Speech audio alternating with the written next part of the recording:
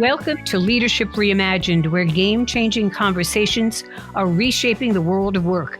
I'm Janice, the CEO and founder of Ellig Group, Executive Search Advisors, where we are reimagining search through our long-standing commitment to diversity, equity, and inclusion. Our program today is Reimagining a World with Fresher Food and Less Waste. And I am delighted to welcome Clint Lewis, the newly appointed Chief Executive Officer at AgriFresh Solutions. Clint was previously at Zoetis as EVP and Group President, responsible for international operations, commercial development, and global genetics. With Clint's extensive track record of enhancing operations and driving growth, he is joining AgriFresh, this science-based agricultural solutions company, at a key inflection point. And he will be driving the company towards new opportunities, which we are going to hear about today. In addition to his 30-plus years of experience in the life sciences space, Clint serves on the board of directors of International Paper and was previously chairman of the board for the Animal Health Institute and served as treasurer for the International Federation for Animal Health. We have so much to cover, so let's get going. Clint, thank you for joining me today. Janice, thank you very, very much. It's a great privilege. AgriFresh is an unprecedented science-based company offering pre- and post-harvest options to the market. Tell us what is unique about this company so that our audience can more fully understand what you and the vision is for the organization? Well, Janice, thank you very, very much. And on behalf of all of the global colleagues that make up AgriFresh, we also appreciate this opportunity to talk about some of the great things that the company is doing. AgriFresh focuses primarily in what we call the post-harvest segment. While we do some things in the pre-harvest area, the focus is mainly in the post-harvest. So if you think about it, once fresh fruit or produce has been picked or harvested, it's either stored, packaged, and moves through various points along the supply chain up until ultimately to the retail consumer in the supermarket. And oftentimes that's traveled over many, many miles, over many geographies globally. And so this company focuses on science-based technology and solutions that helps to preserve the freshness of the produce or fruit, also delays the kind of natural ripening so that the fruit stays fresh throughout the storage and the supply chain up to the ultimate consumer. Well, I'm an avocado lover, so I looked at your website and I saw what it said: keep your delicate avocados in top shape through storage and transport. So that's part of what you do, whether it be avocados, berries, bananas, whatever, to really keep it so the ultimate consumer, can have really a fresh product. Is that right? Exactly right. And listen, I have to admit, my family loves avocados. I'm learning to gain an appreciation, which is starting largely since I've joined AgriFresh. So you've got 30 years of experience in life sciences.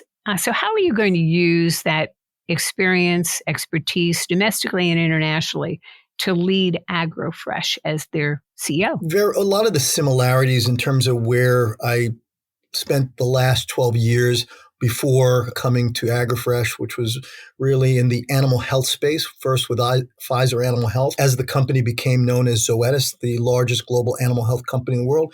The consistency with that company and with AgriFresh are very, very similar in so many points. First and foremost, it is a company focused on science, technology, and innovation, helping farmers, whether it is, in animal health, whether it's livestock farmers, producers, veterinarians, or now obviously with AgriFresh, we're talking about farmers and growers that are really doing great things for the land to produce fresh fruits, produce, vegetables, and get them to consumers like ourselves.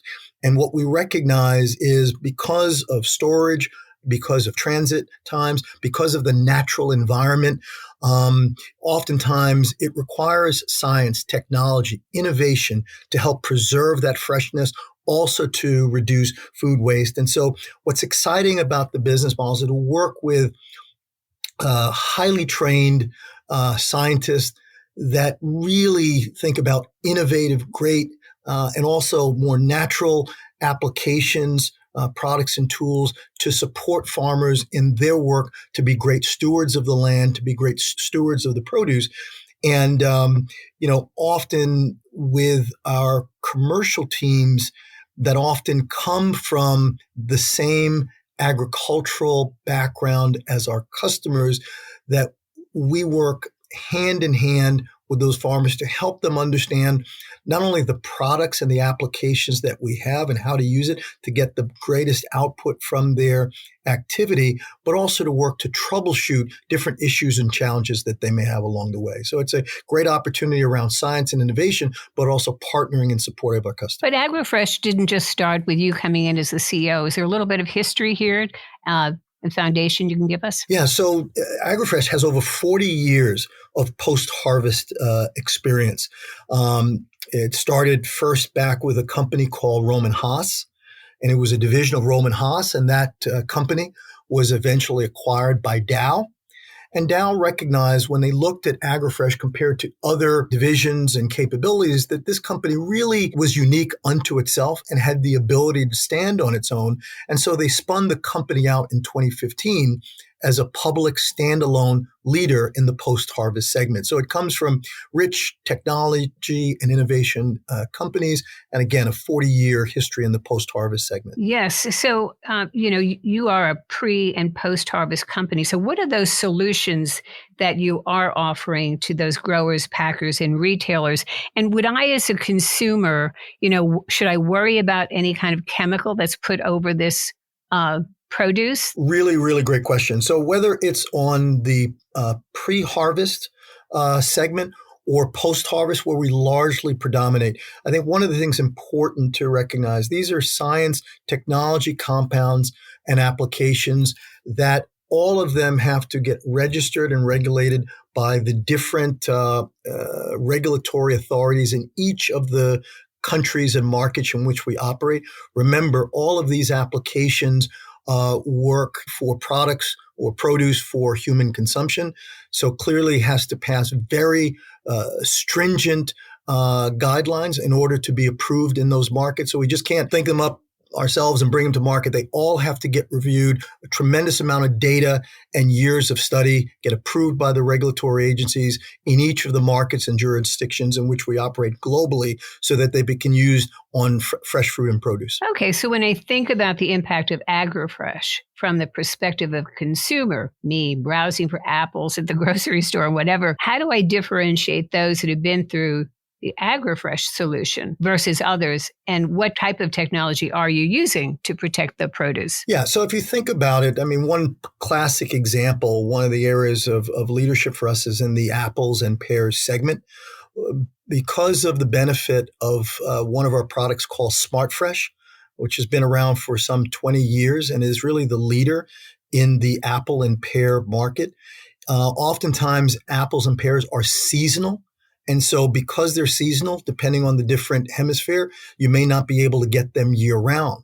But thanks to applications like our product SmartFresh, which is the leader in the post-harvest segment in the apple and pears and in what we call palm fruit, really allows apples and pears to be really delivered year-round to consumers that really continue demand and crave the fresh apples year-round.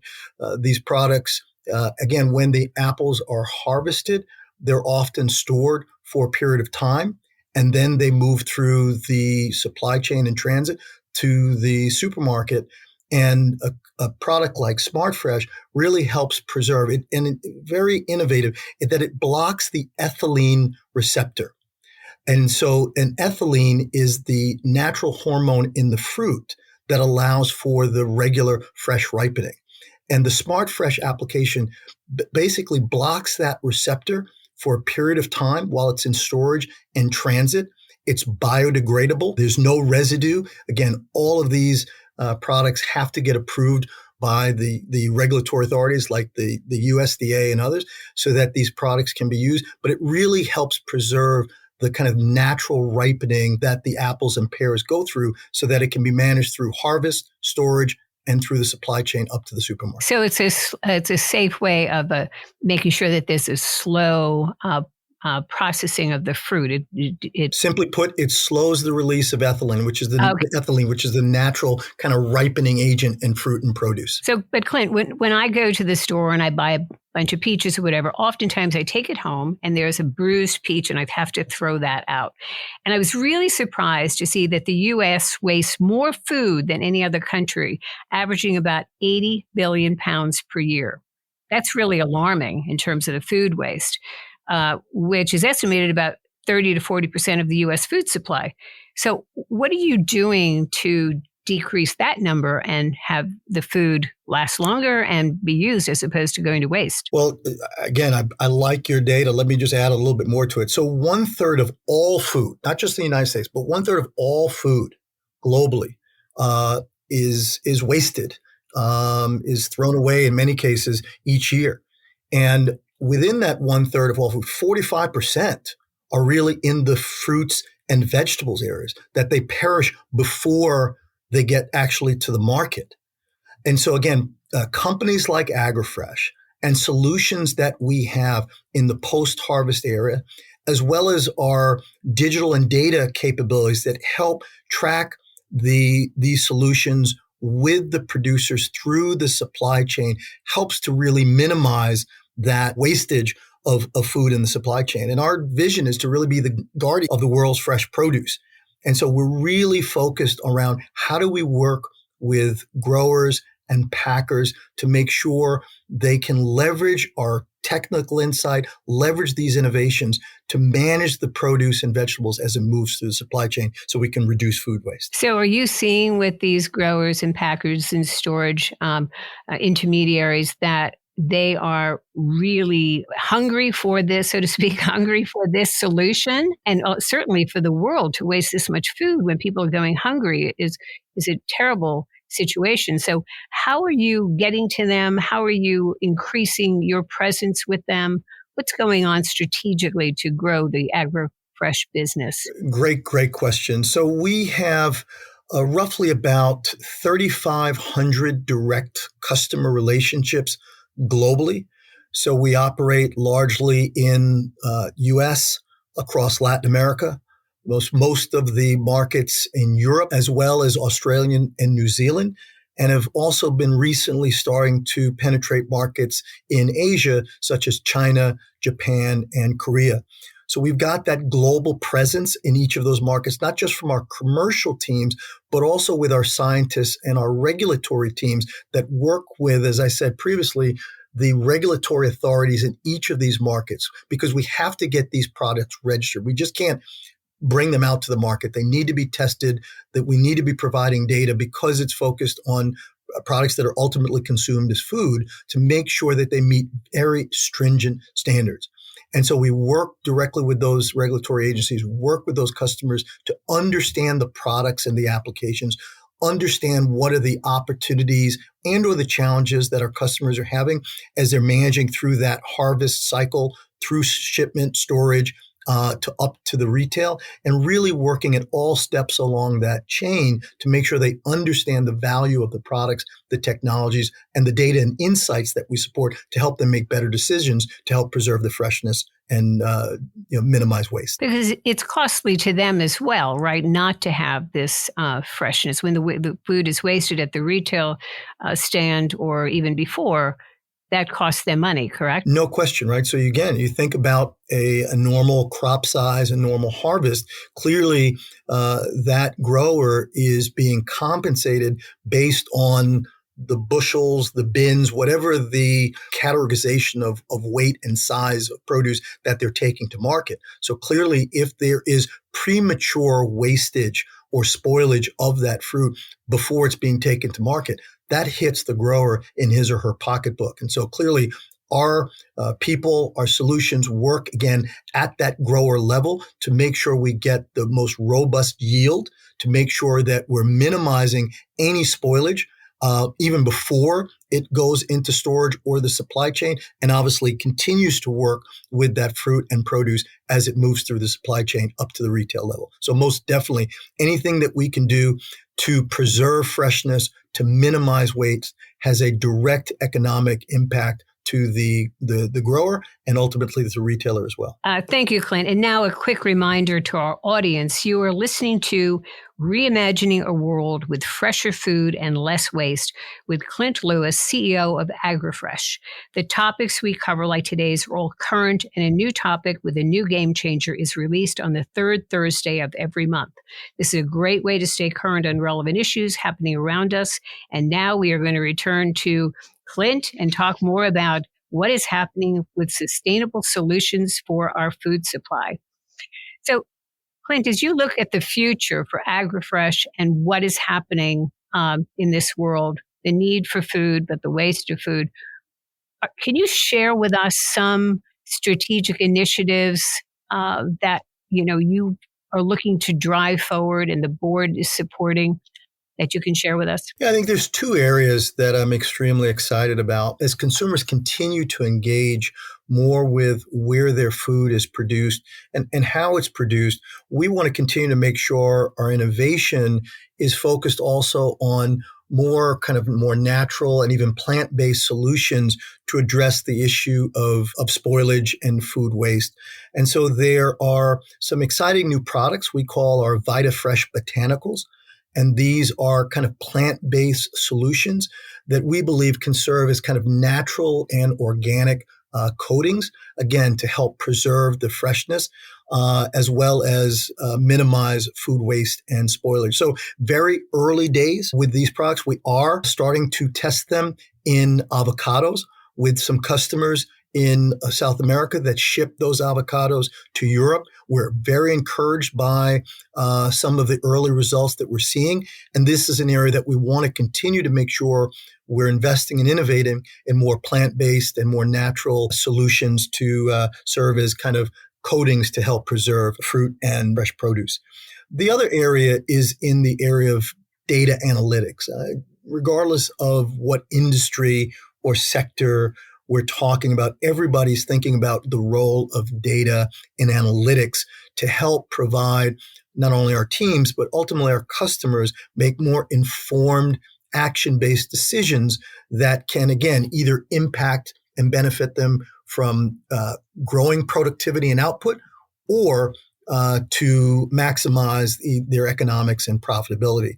So we have a data and analytics platform that we call Fresh Cloud, I think aptly named, that really tracks not only the various processes, but the applications for our products and also the different workflows that our customers along the supply chain are dealing with, and help to provide insights that, again, can provide actions that the producer or people within the supply chain can take to, again, preserve freshness and minimize food loss. Let's go back to your upbringing, your roots, and what led you on this path today in life sciences.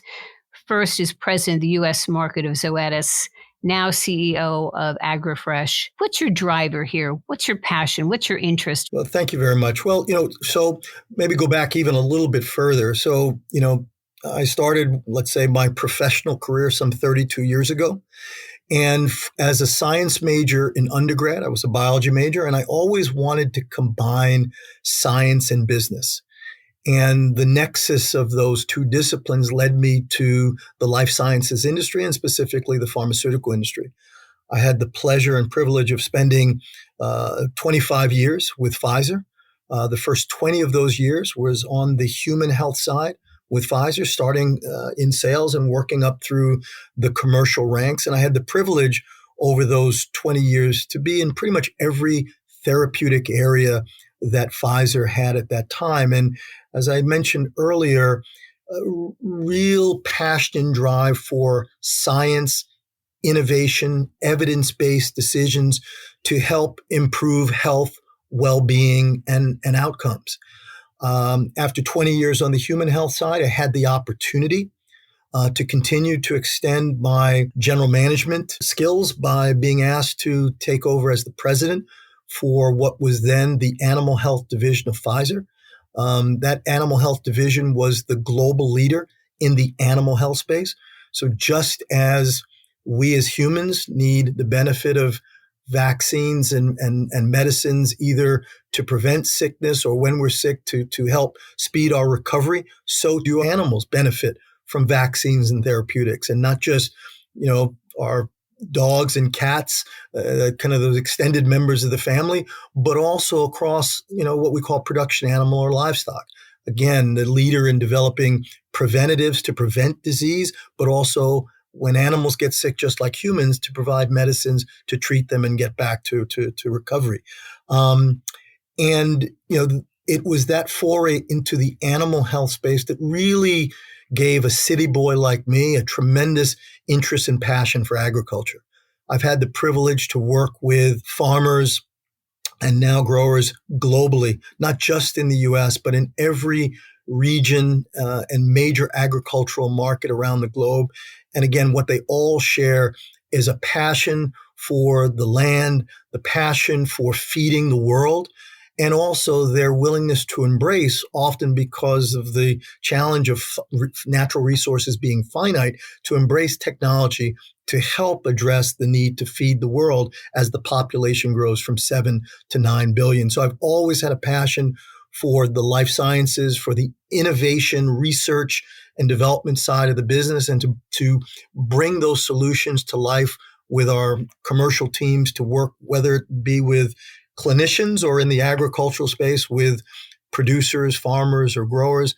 And that's really, quite frankly, what led me to AgriFresh, because I really have developed a passion over the better part of the last 12 years for agriculture. And AgriFresh is really an exciting company, really doing some great things in a real important area of need around preserving food and decreasing food waste and spoilage. Well, it has my attention, and I really am reading about it more. AgriFresh truly is a disruptor in its sector. So if you look ahead, maybe sometimes it's difficult to look ahead a decade, but 5, 10 years, what do you see as happening with our food supply and what AgriFresh will do and other companies and feeding the world's population? What do you see happening? I think it's a great question, Janice. And it really, again, connects with part of my overall motivation for the space and ultimately for the company AgriFresh. What is undeniable is that the population today, sitting around 7 billion, by 2050 will go to 9 billion. And we also recognize that where that population is going to grow the most is going to be in the emerging and developing markets. And in those emerging and developing markets, they're also emerging and developing because the middle class is also growing at a much faster rate. And as that growing middle class gains more earning power, their diets will continue to change, to evolve. And farmers globally are going to continue to have to contend with less arable land, less water. We talk about the impact of climate. All of these things are real dynamics that those that grow and produce our food, whether it's through various sources of protein, fruits, vegetables, produce, there is going to be a key imperative on how they do more with less. And that speaks to smart, science-based, evidence-based technology and innovation to help support these growers and producers feed this larger growing population. At the same time, consumers, rightfully so, are becoming much more learned, much more engaged about where their food's coming from, where their food is produced.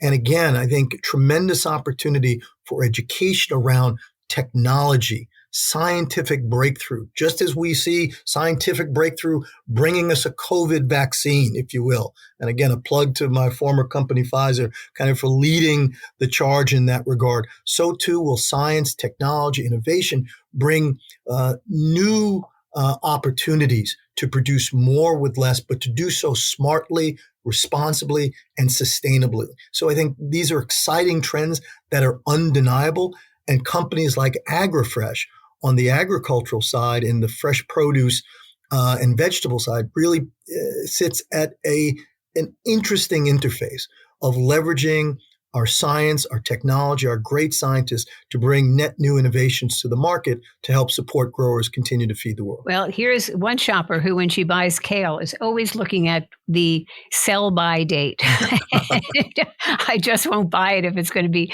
bad tomorrow. And it's probably not bad, but I think you're right. Consumers are becoming much more educated, and really thinking about what we're putting in our bodies is much more today a concern to our population. But we also don't want to waste food because so many are starving throughout the world.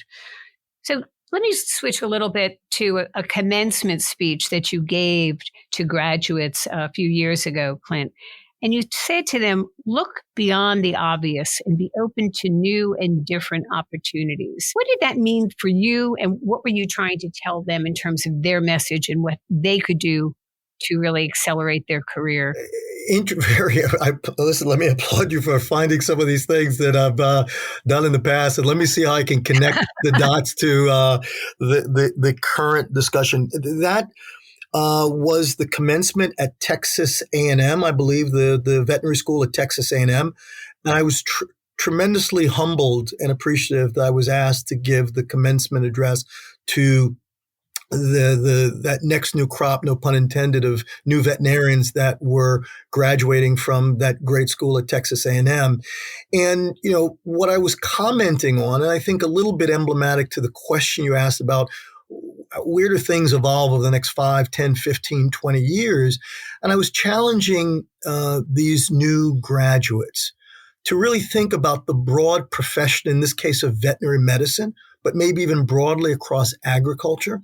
And while they may have studied in a specific, let's say, segment like companion animals or pets, that when we think broadly about agriculture and the growth that this growing population of 7 billion going to 9 billion by 2050, the role for veterinarians to make sure we're smartly, responsibly raising and caring for livestock, again, that play an important part of our protein supply chain, that to make sure these new graduating veterinarians think about all the possibilities of how the world will unfold, all of the growing demands that will place an importance on what they do as veterinarians, and to really open up their own maybe myopic blinders at times to think about all the places, geographies, but also areas of work far beyond what they may have thought over the 4 years that they were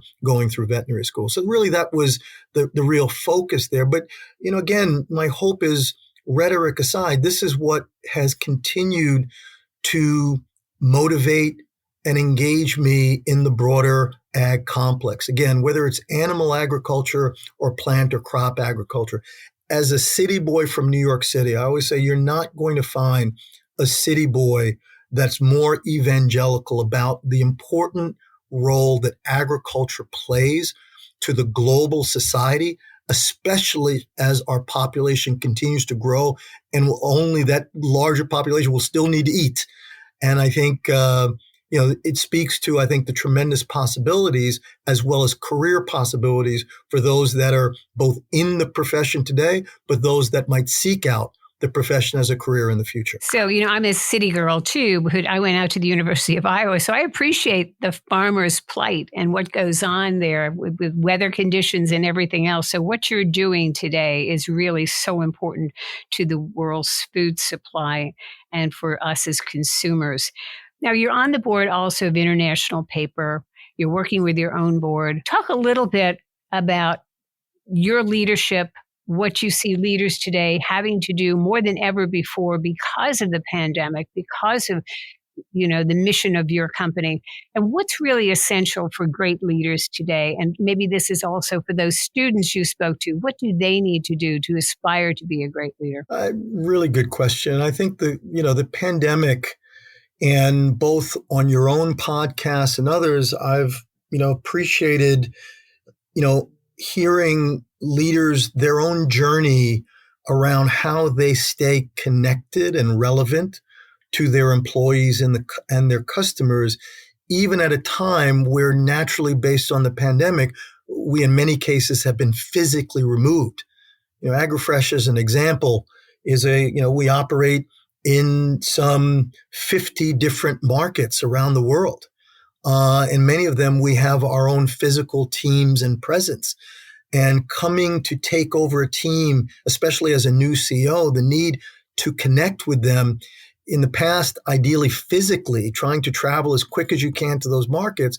But I think, again, in the backdrop of COVID, what we've learned is staying connected, staying engaged, staying relevant and empathetic to the realities that our teams and our customers are dealing with have never been more important. I think different, however, from the past is that we also have to recognize that technology has been a tremendous enabler. As you commented in a previous role, I was privileged to be the head of international for Zoetis, and that was responsible for all the markets outside of the U.S. And I was living with my family in Europe, but I had business from Latin America and Canada to all parts of Europe, across Africa, and all parts of Asia. And while I traveled significantly, and I shudder what that might have been like during COVID, one of the first decisions I made was to have high definition video technology put in every one of our major and secondary offices. And so while, yes, I did do a fair amount of traveling, even well before COVID, I was connecting vis-a-vis video platforms with my teams and customers on a regular basis.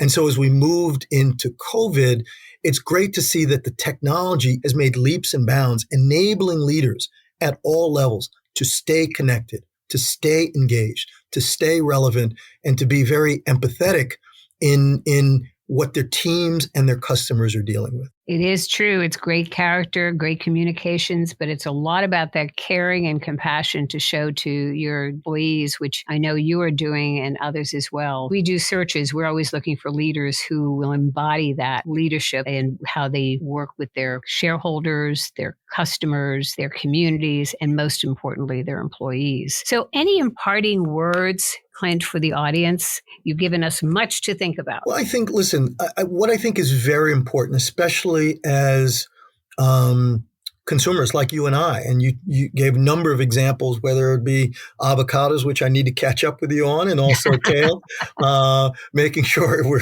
using within the right time frame. But seriously, and again, I go back to my, let's say, city boy roots.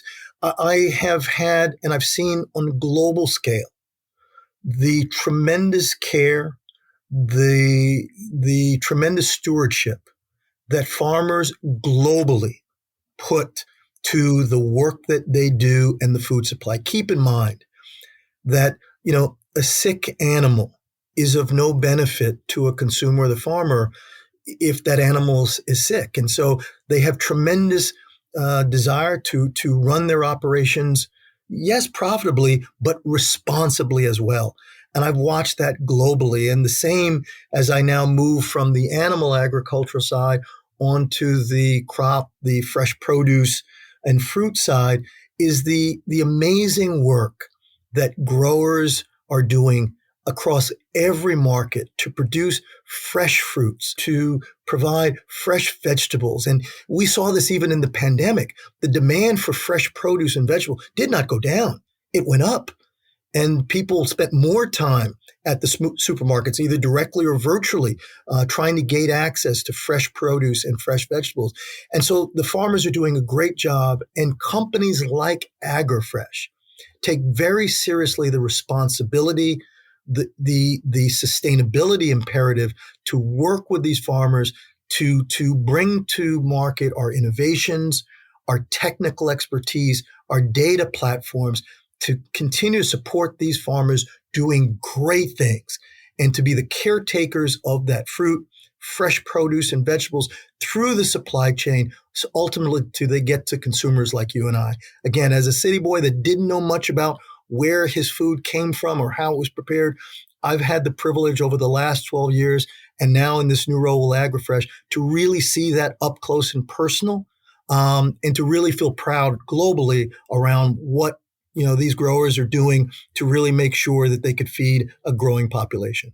So thanks for the opportunity. Clint Lewis, CEO of AgriFresh Thank you for joining us today and sharing your inspiring story for what you're driving in AgriFresh is a really remarkable, innovative, creative way for more sustainable solutions for fresher food and less waste that will benefit all of us as consumers. So good luck to you and much success. We'll be watching. Thank you so much for joining us today. Janice, thank you so much for the opportunity. Appreciate it. And to our audience, thank you for tuning in to another game-changing conversation on Leadership Reimagined, released on the third Thursday of each month. You can find me on Twitter, LinkedIn, or visit our website at elliggroup.com. Thank you all for joining us today. And again, thank you to Clint Lewis, CEO of AgriFresh.